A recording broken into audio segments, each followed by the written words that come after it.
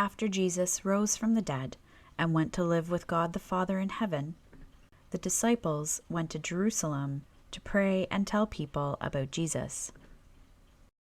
One day the disciples were all together in a house when suddenly the sound of rushing wind came from heaven and filled where they were sitting. Then the disciples saw what looked like fire resting above each person's head, and the disciples were filled with the Holy Spirit, and suddenly they began to speak in different languages, many they didn't even know. There were people from many places who spoke many different languages in Jerusalem at this time. When the people heard the disciples speaking different languages, a crowd gathered around them. "How can we hear the words about God in our own language?" the crowd asked. Some began to make fun of the disciples, so Peter stood up and spoke to the crowd. He told the crowd how God promised to send his Spirit to be with the people.